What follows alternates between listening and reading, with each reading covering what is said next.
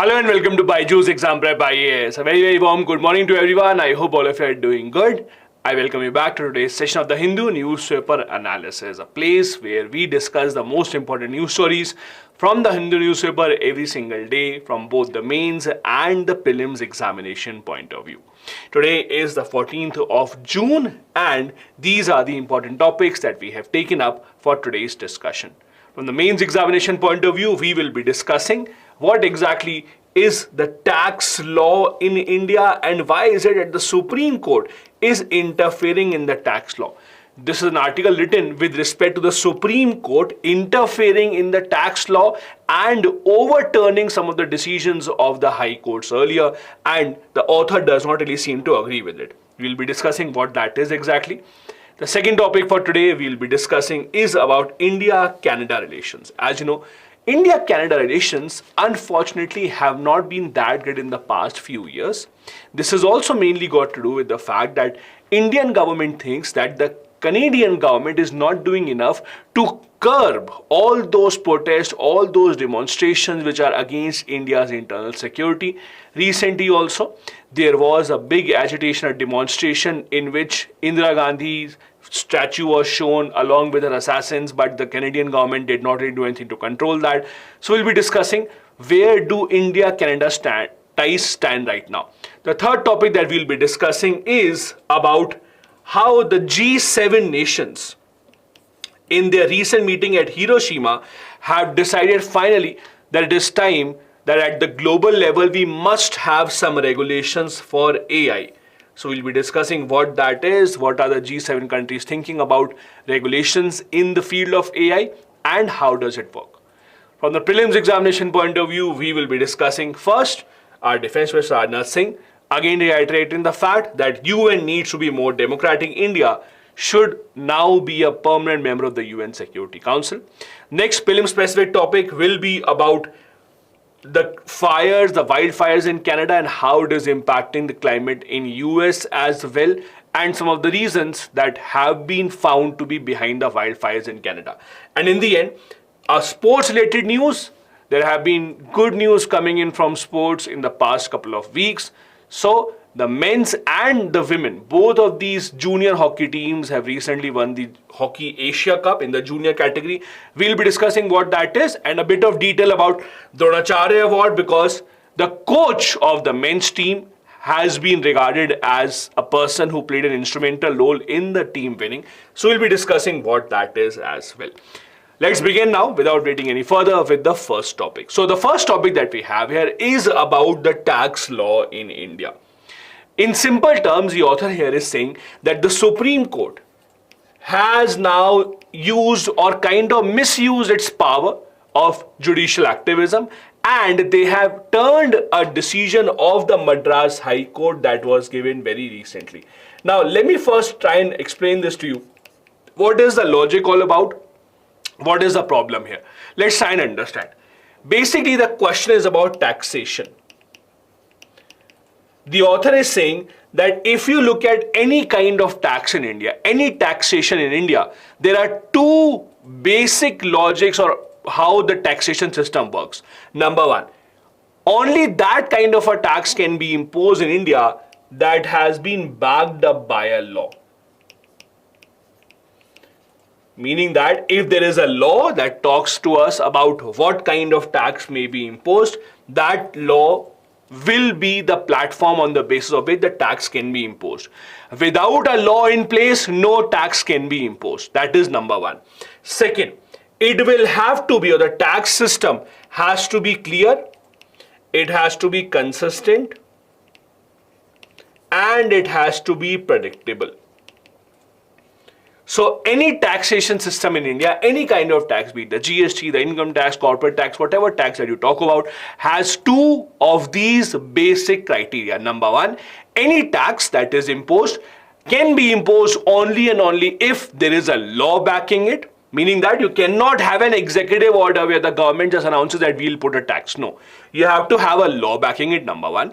And secondly, the taxation system, the law about taxation has to be clear, consistent as well as predictable.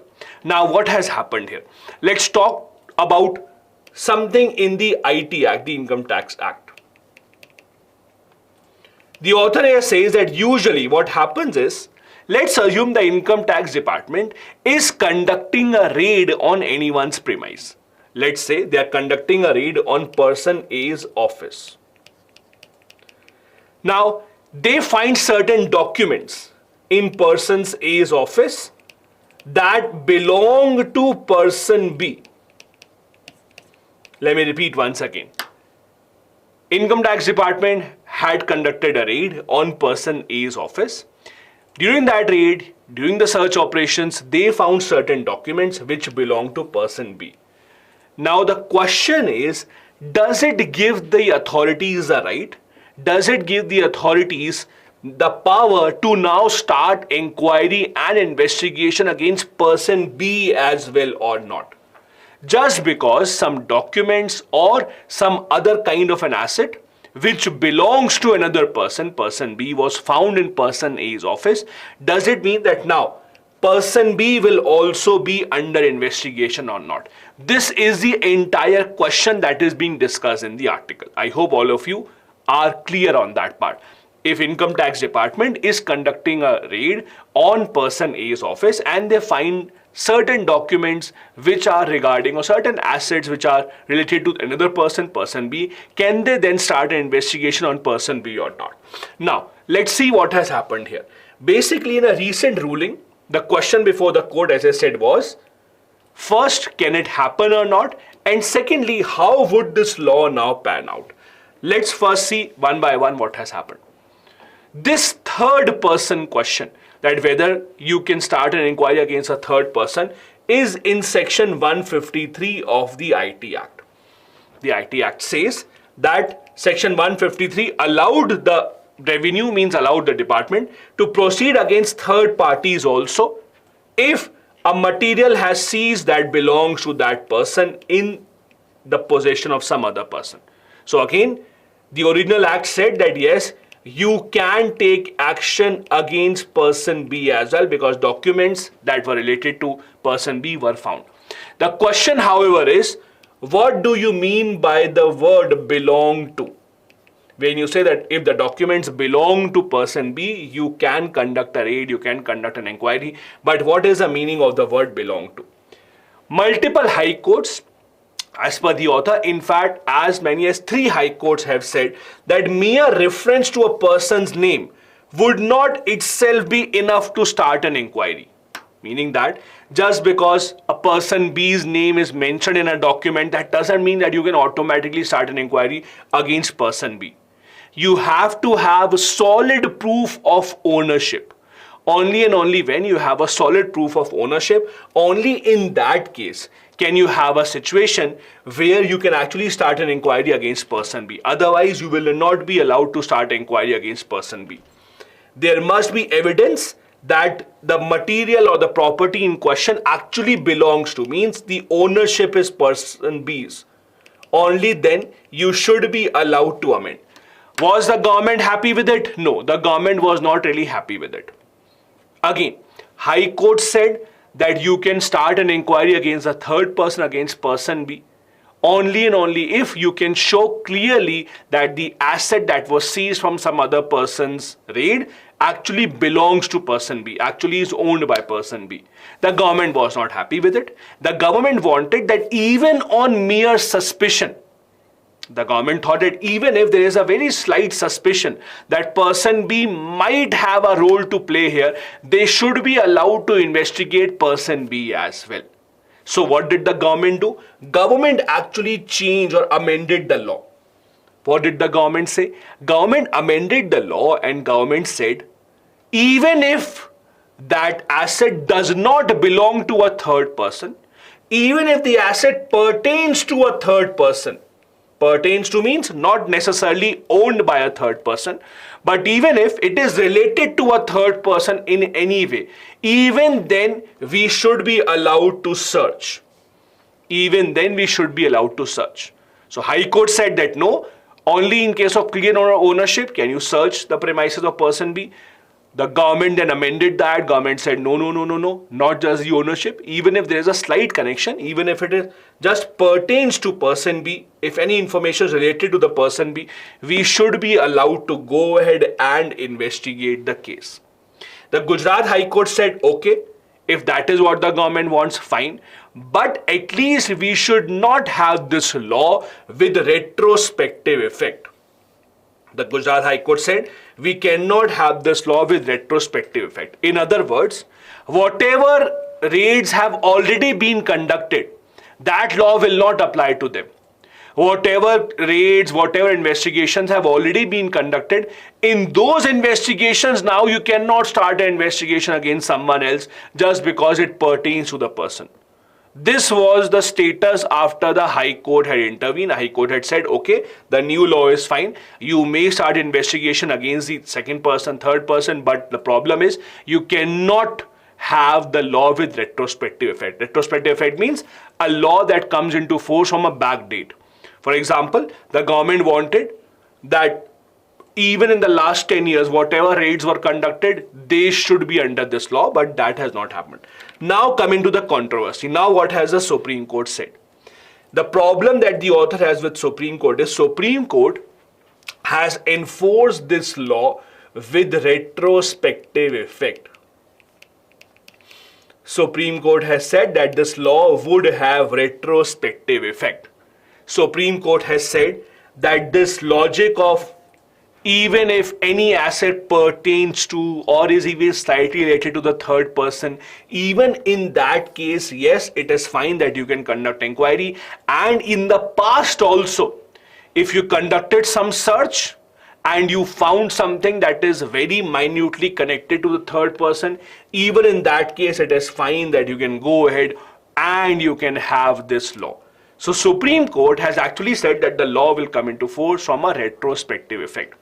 Now, what is the problem here? As per the author, the big problem here is that if you actually see article number 142, that gives all this power of article 142 has been misused as per the author. I'm sure all of you know by now what is article 142. Now, Article 142 in simple terms gives almost unlimited power to the Supreme Court. Article 142 says that the Supreme Court can give any judgment, can give any directive that will lead to complete justice in the society. Now, the problem is in the name of complete justice, there are a lot of things that have been done by the Supreme Court, time and time again. This is also one of the examples where Supreme Court has used Article 142 to say that no, we will provide this law, enforce this law with a retrospective effect. Now, what is the problem here? Remember when we began discussing this article, the first thing that the author wrote here is any tax related law in India can only come into force if it is backed by a law by the legislative. Remember, any tax related law in India, any taxation law in India can be enforced only and only when there is a law related to it. Now the problem here is the law here was not about retrospective effect.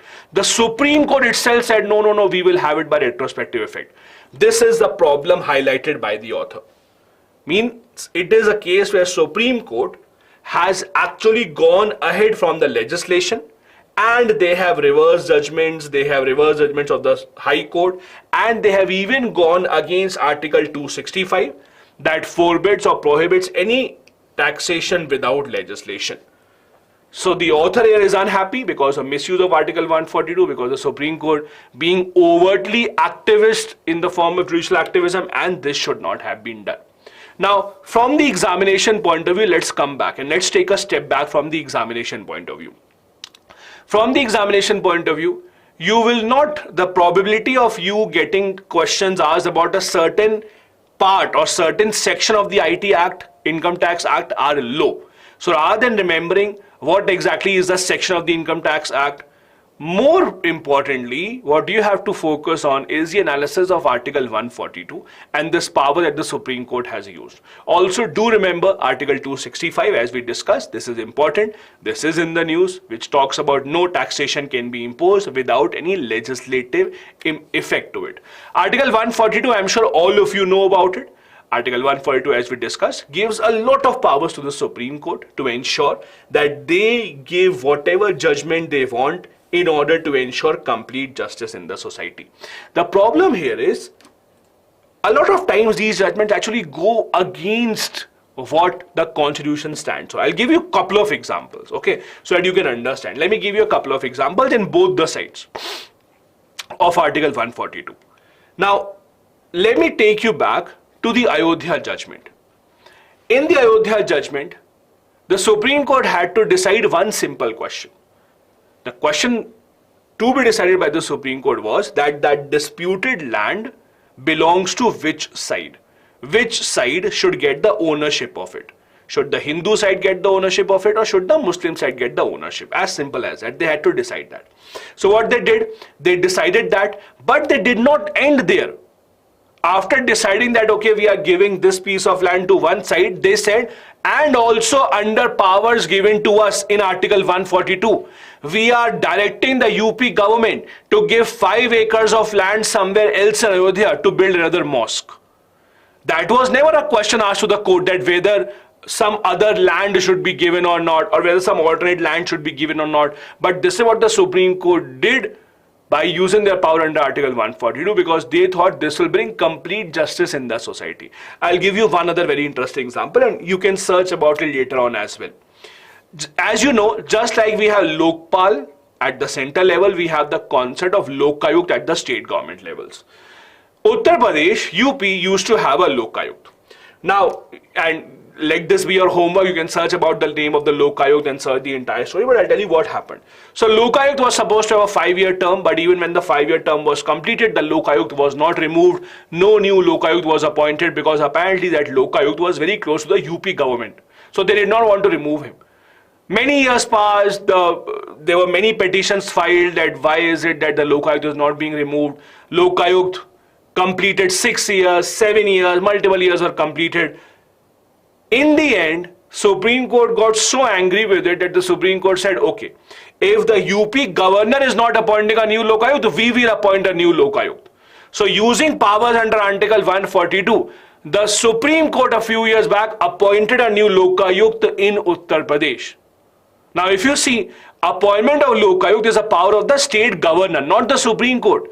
The state governor can do that, but the Supreme Court did it in that case. Why? Because of Article 142, that will bring complete justice in the society. So that is how this Article 142 works. It allows the Supreme Court to give whatever judgment which according to them will bring complete justice in the society. The problem is, at times, it might go over and beyond executive and legislative branches. See, our constitution envisages the concept of separation of powers. Executive, legislative, judiciary, all of these have to have separate powers. They should not be interfering with each other. But what happens is, in this case, especially Article 142, is not liked by legislative or executive, because they believe that the Supreme Court misuses this power, or uses this power time and time again to make sure that they have all this power. Now, the question of judicial activism in itself, judicial activism in simple terms means when the judiciary goes beyond their work for the betterment of the country. It may be about making new laws, it may be about giving directives, ordering inquiries, so on and so forth. Judicial activism is a term that has been taken from the US. So this idea originated in the US in 1947. In India, we have seen it multiple times, but mainly it is said that in India, it started from 1970s during the times of emergency. And since then, it has become stronger and stronger. Some of the Supreme Court judges that have been credited with spreading this idea are Justice V.N. Krishna Iyer, Justice P.N. Bhagwati. I am sure you have heard these names. You would have heard these names with relation to the PIL, the public interest litigation, how they were the pioneers of public interest litigation in India. That is how judicial activism works. Please remember, judicial activism and judicial overreach are kind of the same things. Please understand this. Judicial activism and judicial overreach are kind of the same things. Just that, for example, Supreme Court gave a certain decision and you personally don't like it. When you don't like it, you will say this is judicial overreach. If I like it, I will say this is judicial activism. As simple as that. Because it depends a lot on your perception. Let's say in this case, the article that is written here. In this case, because the author of the article did not like what the Supreme Court did, so he will say this is judicial overreach. Let's say I like what the Supreme Court did, so I will call it judicial activism. So judicial activism and overreach are the same sides of the two coins. It depends on which side do you actually want to take. Like in case of UP Lok Ayukt or in the Ayodhya case that I gave an example, if you like the decision, you will say this is judicial activism, very good, this should be done. But if you say this is not right, if you don't like it, you can call it judicial overreach, as simple as that. There are no different definitions of this term because at the end of the day, it depends whether you like the judgment or not. If you like the judgment personally, you will appreciate it, you will call it activism. If you don't like it, you will call overreach, as simple as that. So in this case also, there may be many people who would say what the Supreme Court has done is right. It should have been done. For them, this will be judicial activism in that sense. That is the first article for the day. Let me quickly take up a few questions before you go ahead. Kishan is saying court is totally sovereign apart from situation of removing judges. No. The court, see, there is nothing in the constitution that says that the court is sovereign, because at the end of the day, removal of judges, even the appointment at the end of the day would happen from the stamp of the president only. So you can't say that the court is sovereign. Again, the concept is that we have constitutional separation of powers where judiciary, legislative, executive, all of these share powers. So it would be an incorrect statement to say judiciary or the Supreme Court is sovereign. Ram is saying, who should we follow now, the government rule or the Supreme Court judgment? Ram, whatever is the latest. Supreme Court judgment is the latest, so you have to follow that. Let's hope you don't have to follow and the IT department doesn't come to your house anyway. Then I have a question. My opinion, government should do amendments in the constitution. Why is Supreme Court interfering in every government matter? This is against separation of powers. What do you think? See, Gaurav, unlimited powers are bad for anyone. Again, as I said, it depends a lot on which side you are on. Right now, for example, you say that the Supreme Court should not be interfering in a lot of things. But by that logic, Supreme Court has actually held a lot of things in India. For example, at the time of Indira Gandhi government introduced very interesting laws. Indira Gandhi, as I told you earlier as well, the Indira Gandhi government introduced a constitutional amendment in which they said that even if you become Prime Minister, President, Vice President or Governor for even one single day, you will get lifelong immunity. Nothing, no case can be filed against you in your entire lifetime. It was the Supreme Court that struck it down. So to say that Supreme Court should not interfere, it's actually a bit harsh because they have held. But yes, everything has certain limits. Then I have a question. Yes, Nirmala, there are many examples of Article 142 implementation. There's not just a few. Okay, I'll take one more question. Vaishak is saying, can legislative have the power to amend Article 142? Legislative can amend Article 142, but I'm very sure Supreme Court will not allow that, calling it a part of the basic structure doctrine. So it's a loop actually, it's a circle. Parliament might amend Article 142. Supreme Court then says that no, this is a part of basic structure, we'll not let it amend. So it all actually goes in a loop. Anyway, let's go ahead then. The second article that we want to discuss is about India-Canada relations. Now, India-Canada relations are going through a very interesting time. For example, by default, when you look at Canada, by default, you would usually think that yes, this is a country which should have good relations with India. A lot of Indians go to Canada time and time again. It's a liberal country, democratic country.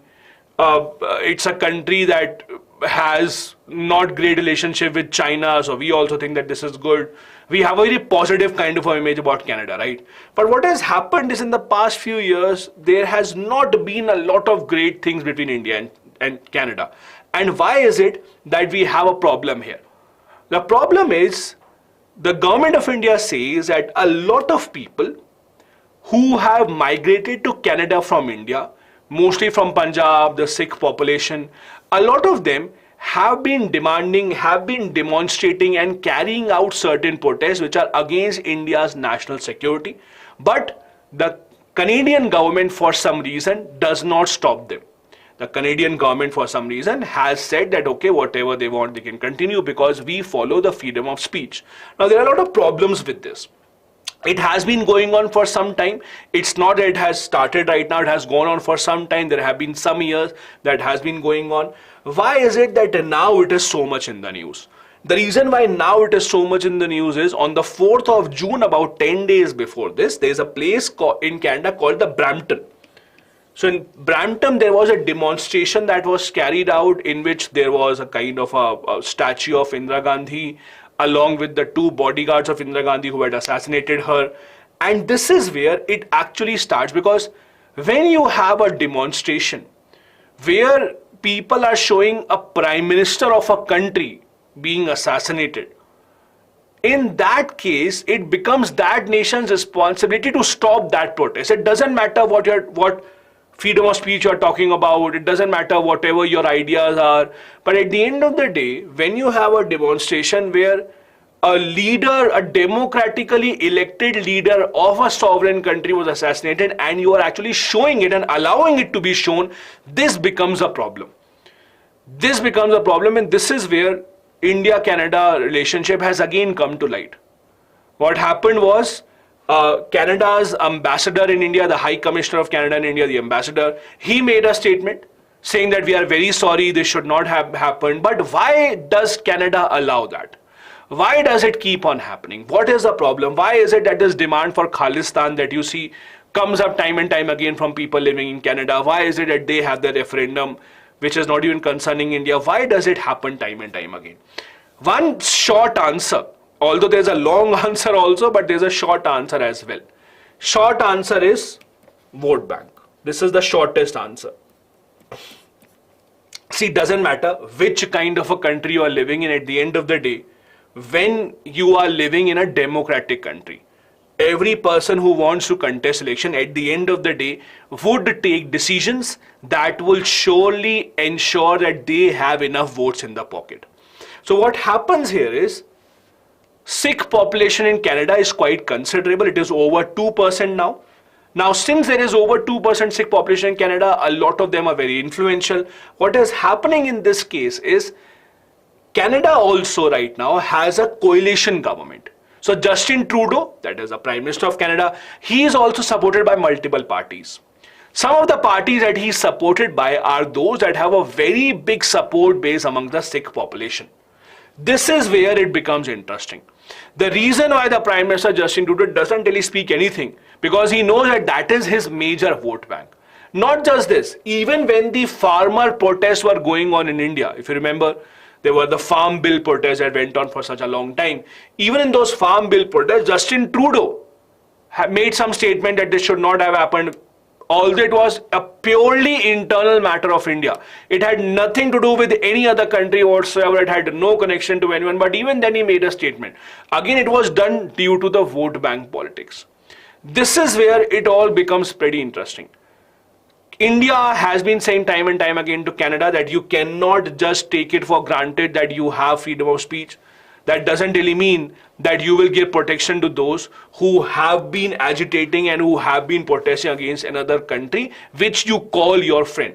That is why, if you remember, the last time that Justin Trudeau actually came to India, he was not entertained by any major leader, any major minister, etc. did not meet Justin Trudeau. That was again an indication that this is not being taken very well by India.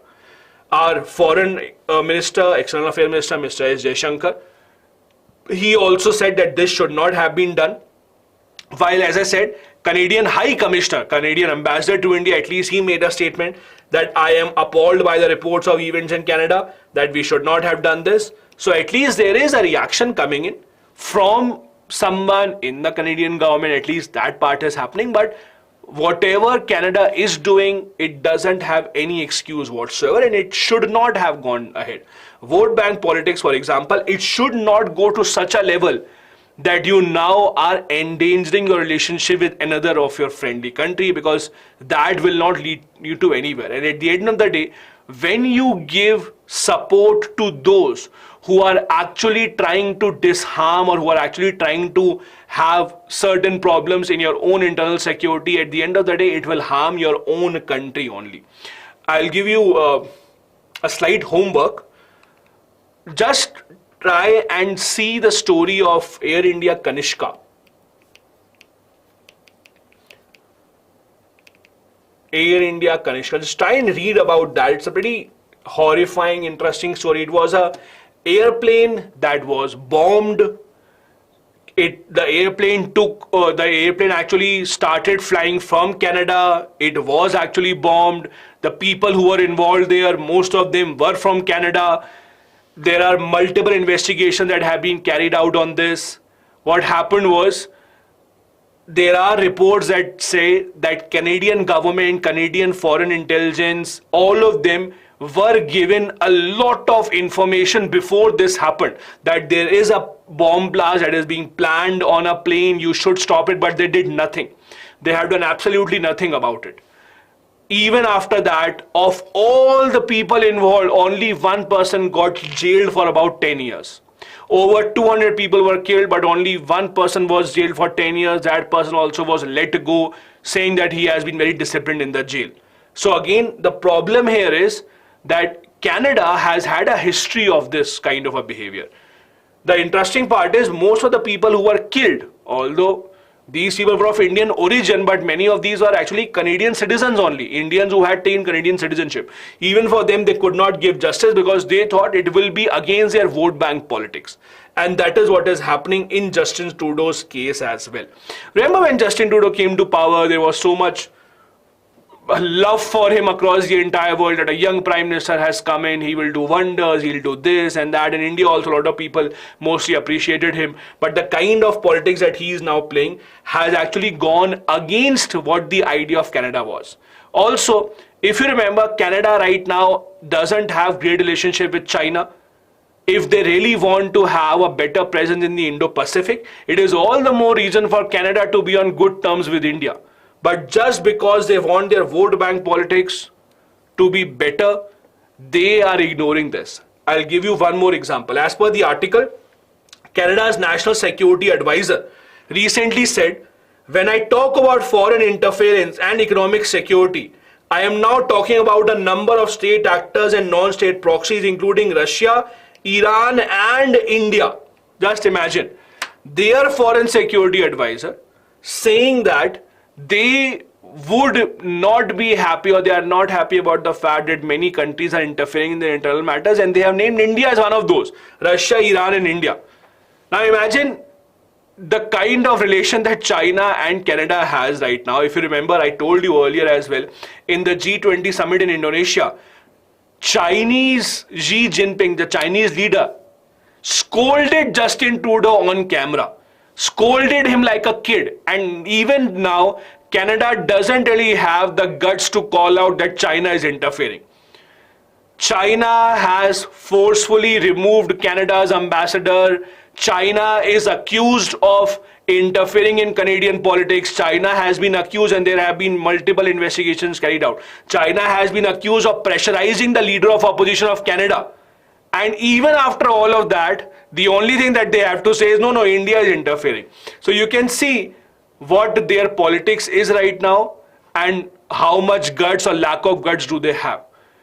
India's response has not really been great. Indian Foreign Minister, External Affairs Minister S. Jaishankar has said that it is the government of Canada that should actually introspect. They are the ones who are engaging with Indian diaspora, so they can't say we are interfering in their country. They should have their own internal matters. Now, as I said, Canada also, democratic country, has coalition governments. For example, right now, Justin Trudeau, who is the Prime Minister, he is being supported by a party called the New Democratic Party, NDP. Now, NDP is a very interesting party. NDP's leader is Mr. Jagmeet Singh, who has openly been a major supporter of the idea of Khalistan. That is also something that Indian government does not really appreciate. To openly have those people in your cabinet supporting you that have been talking about having a separate country altogether. This has also irked India in the past few years. Now, India-Canada relations, as I said, The point is that India-Canada relations are supposed to be good because we have a lot of things in common. Culture, language, history, we should have a lot of things in common. But the problem is that the two sides have not been able to go past this issue. If you see, the trade between the two sides has not been that high. Bilateral trade, $6.4 billion only in 2020. $6.4 billion is nothing. We have much better trade with even Bangladesh and these kind of countries. Canada is one of the largest resources of uranium, natural gas. Uranium is something that India was very interested in. In fact, India's very first nuclear test that was conducted when Indira Gandhi was a prime minister, the uranium was of Canadian origin. So we do have a connection here as well. We have been collaborating in the space technology and in other kind of experiments as well. In 2010, nuclear cooperation agreement was also signed between the two sides. But again, as I said, the relationship has not been that great because of the vote bank kind of politics that is continuously being played by Canada. This was our second article for the day. Let me take up a few comments very quickly. Ram is saying how China influence on Canada impact. No, there is no Chinese influence on Canada impact of India. China and Canada have their own equation going on. The point is that because Canada and China are not on good terms, ideally Canada should have better relationship with India to counter China, but they don't have it. Jigar is saying, looking at the condition of current Canadian government, so instead of expecting more from them, we should strictly in India against such mindsets, maybe Khalistan or Ghazwa. So Jigar, yes, that is what the government is doing. The government is obviously strictly against any of these mindsets. And we are not expecting anything from Canadian government anyway. Then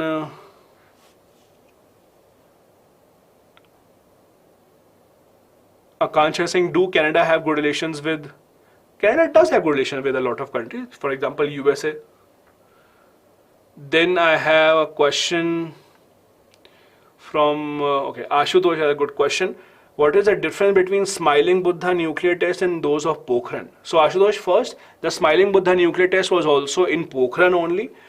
If you are asking the difference between the Pokhran test of 1974 and that conducted in 1998, basically the difference was in 1974 when we conducted the nuclear test, it was not a bomb.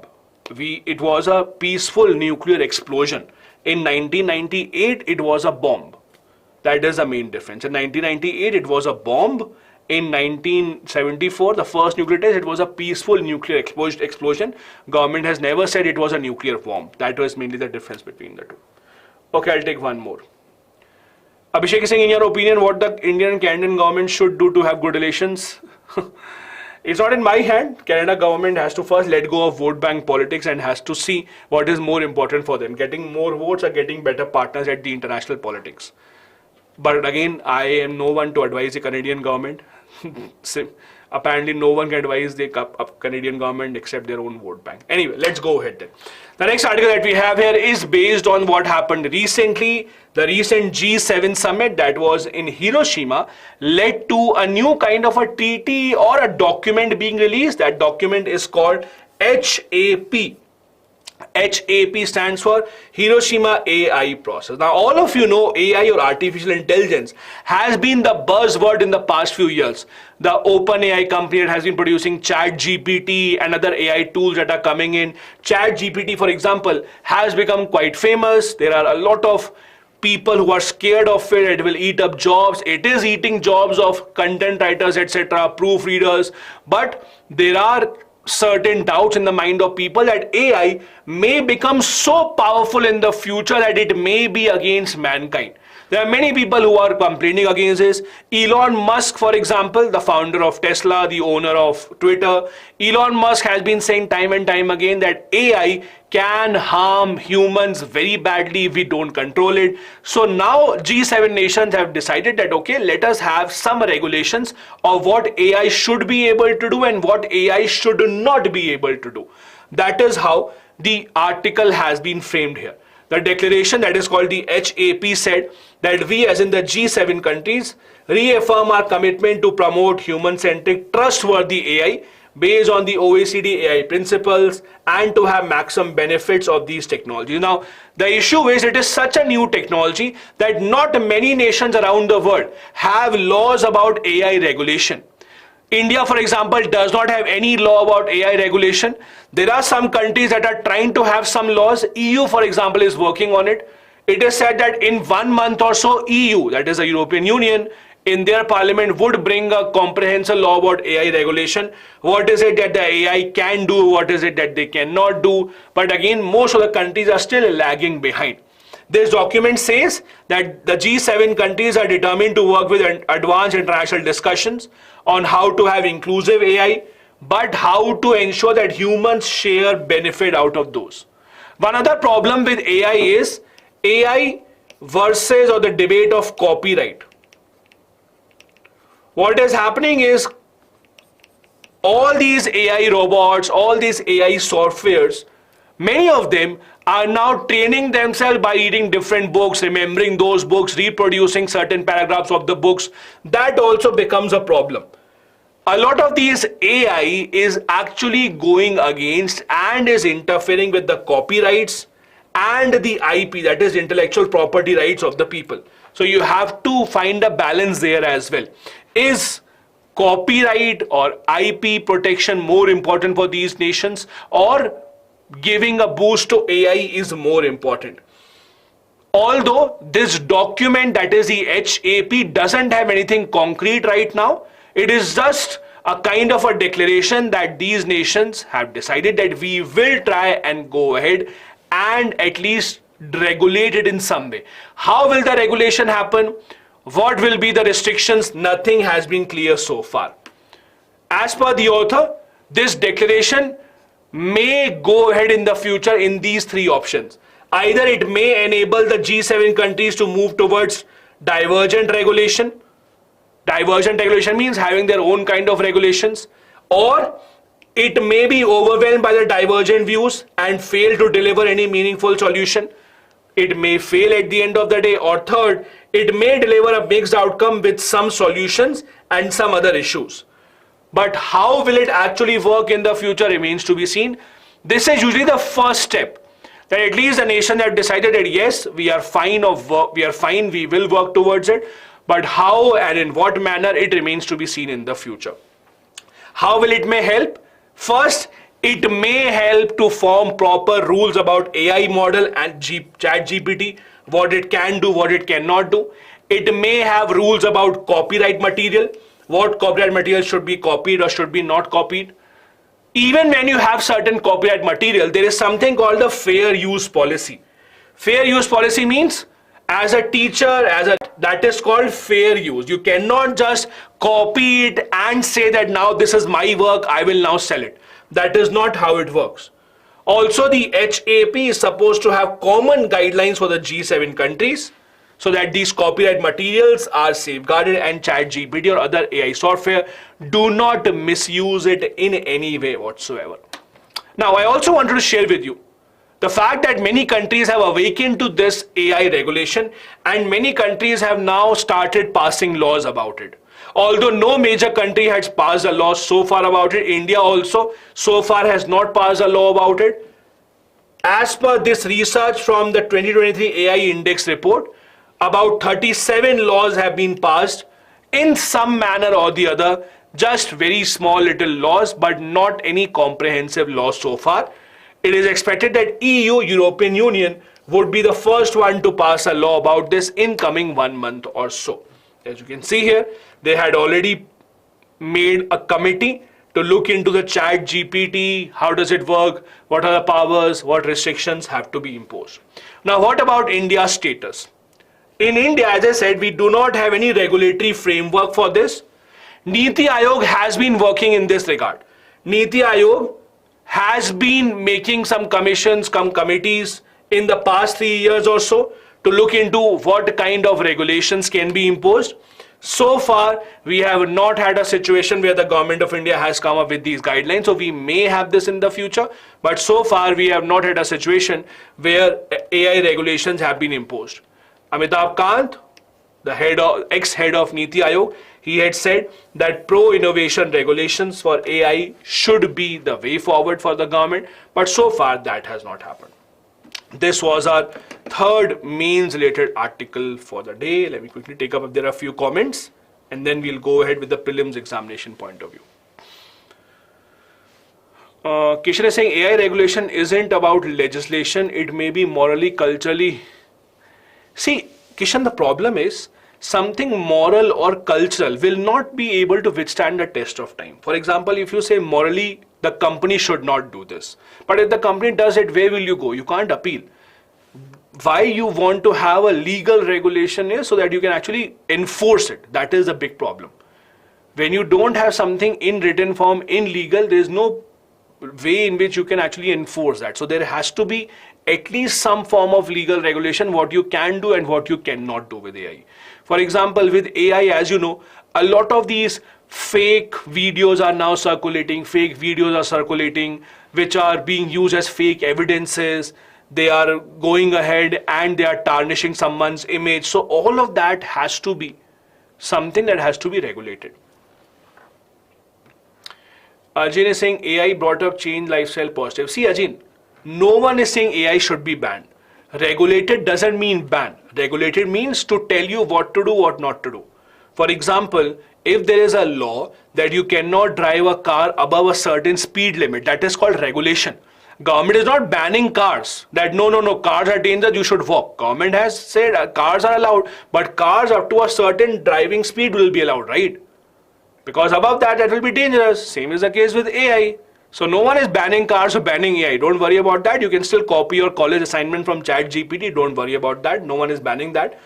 But the idea is you have to regulate it somewhere. And you have to regulate everything somewhere at the end of the day.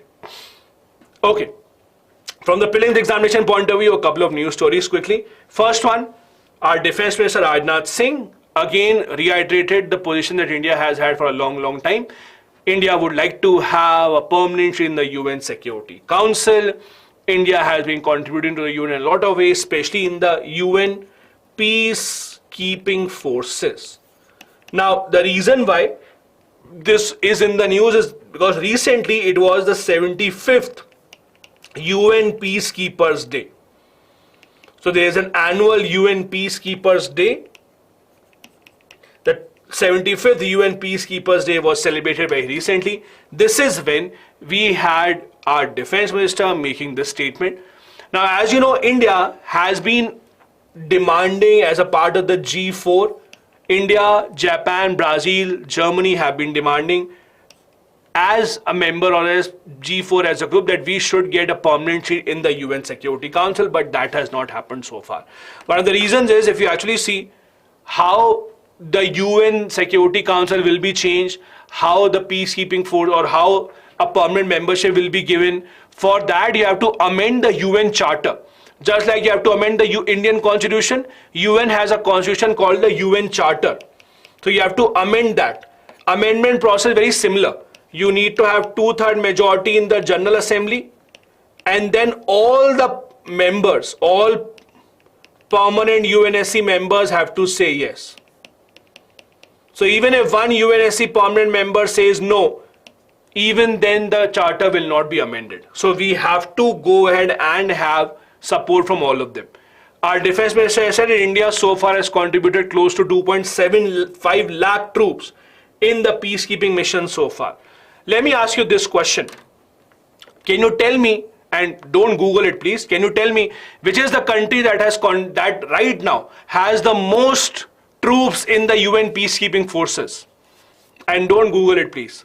Without Googling, can you tell me which is the country that is at the top of UN peacekeeping contribution, which has said the most?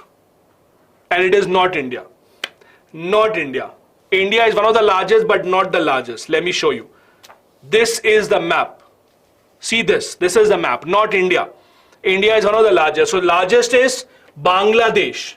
7,237. That is at present. I've taken this on the UN website. So as authentic data as you can again anyway. Nepal at second place, 6,264, and then comes India. Here.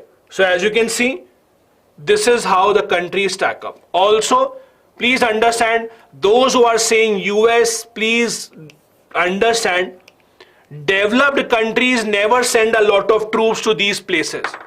For developed countries, they want that they can spend money, but they will not send their forces. They send their forces to other places. This is why you will see that developing nations usually remain over here. Look at the nation at number 5, Pakistan, Rwanda, Egypt, Ghana, Indonesia, Senegal. So you will not see many European countries, or you will not see a lot of developed countries anyways here. Anyway, let's come back here.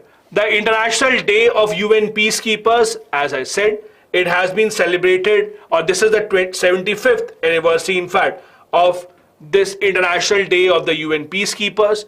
They have played a very, very important role in a lot of very, very important and very conflict-ridden places. Even today, you see a lot of UN peacekeeping forces being stationed in Africa, a lot of them being stationed in other parts of the world as well, in Asia. You see what is happening in Sudan, Congo. All of these UN peacekeeping forces have been doing a great job there. And India has contributed in these UN peacekeeping forces. India has even sent all women our contingents as well in the UN peacekeeping forces. The theme of the 75th International UN Peacekeeping Day is Peace Begins With Me. And I said India is one of the largest contributors here. There's also something that I wanted to share with you, just from the prelims examination point of view. There's something called India ASEAN Initiative for Women in the UN Peacekeeping Operations. Please remember that as well. So there is a joint initiative between India and ASEAN. Why? As the name suggests, it is to bring more women officers into UN peacekeeping forces. It focuses on giving training and support to women personnel from ASEAN mainly, and have them inducted in the UN peacekeeping forces. India, anyways, has a lot of women officers working in the UN peacekeeping forces. Under this initiative, there are 2 different things that will be focused on. Number 1, specialized courses will be given at Center for UN Peacekeeping in New Delhi. And second, tabletop exercise for women officers for ASEAN. They will be given some scenarios that they might face during their operations to train. This is India ASEAN joint initiative for women in the UN peacekeeping operations. The next article that we have here is about what is happening in Canada. Canada is right now suffering from a lot of wildfire. Wildfire means when you have fire at a very large scale in the forest mainly. This is the Canadian problem that they face almost every single year. There are a lot of reasons behind this. Why is it happening? The reason why it is in the news is because of the wildfire in Canada. Right now, New York's air quality is ranked amongst the worst in the world. So now New York is seeing what it is like to be in Delhi. New York's air quality is pretty bad because of all the smoke that is coming in from the wildfire from Canada. Now, why is this wildfire? What are the reasons behind the starting of this wildfire? There are a lot of different reasons.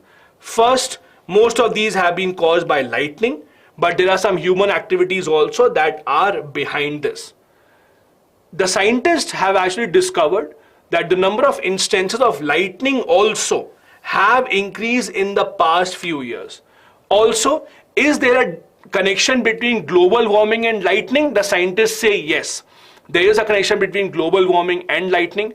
With increasing temperature of the surface, lightning actually becomes much more pronounced.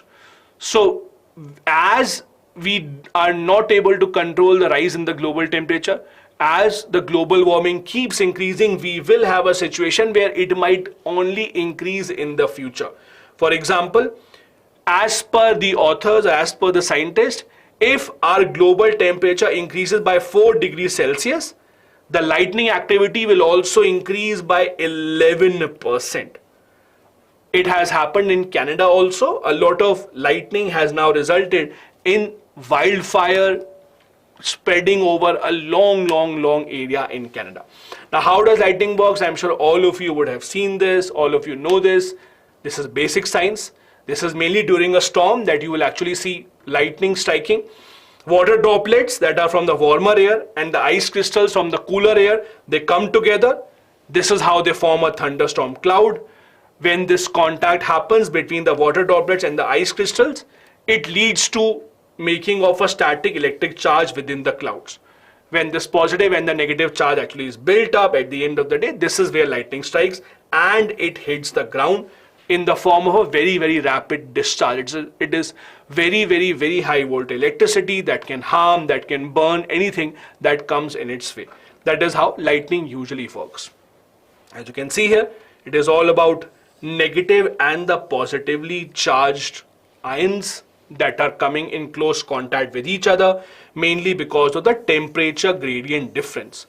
So ice crystals and the water droplets, when they come in touch with each other, this is where the lightning actually strikes in the form of electric discharge.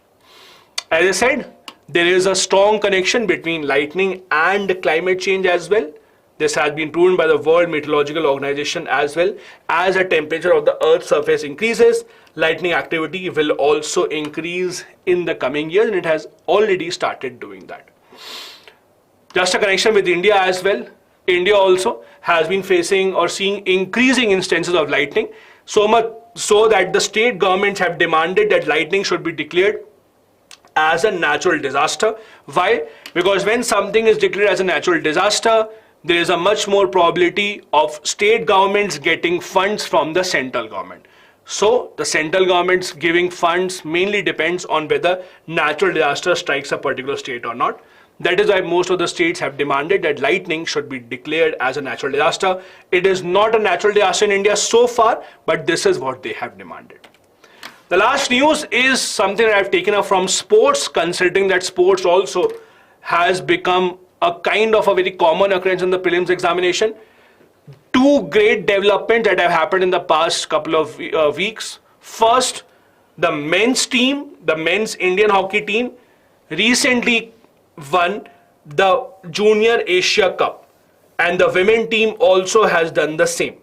Men's result came in a couple of weeks back when men's Junior Asia Cup or men's hockey team won the Junior Asia Cup, and now the women team has achieved the same. The difference is, for the women team, this is their first title win. Remember this. This is India's first Women Junior Asia Cup win. For men, it is not the first. Men have now achieved the record of having the maximum title wins at Men's Junior Asia Cup. India has already won this in 2004, 2008 and 2015. This is our fourth win in the men's category. In the women category, this is the first win. Do remember that. Also, as you can see, this article is also about the coach Mr. C.R. Kumar, who coached the men's team. He is also someone who is very, very famous in hockey circles. People are also talking about why Dronacharya award should be given to him. So there are a couple of details about the Dronacharya award. Do remember that as well. As you know, this award comes in from the name of Dronacharya, who was a guru of Kauravas and the Pandavas. Also, this is mainly for the coaches, the gurus of sports mainly. So those coaches whose pupil or whose mentees go on and participate in Olympic Games, Commonwealth, Asian Games, etc., they are the ones considered for this award. This was started in 1985, and the first coaches to win this award were Balachandran Bhaskar Bhagwat for wrestling, Om Prakash Bhardwaj for boxing, and O.M. Nambiar for athletics. Over 120 coaches have won this award so far. And this brings us to the end of today's session of the Hindu Newspaper Analysis. I hope you learned at least something new today. Please do search about and read a bit about a couple of things that I told you here today. Read about the Kanishka air bombing, how does it work. It will just take 5 or 10 minutes of your time. Do research and you will get to know. Also, please do make a small research and read about the UN peacekeeping forces. Which Indians, for example, and let this be your homework, please tell me in the comment section which Indians have won any award for their service in the UN peacekeeping forces. And there are a few Indians that have won this. Please let me know in the comment section. Do join us tomorrow as well, 10 a.m. for the next session of the Hindu Newspaper Analysis. Have a good day ahead. Bye-bye. Jai Hind.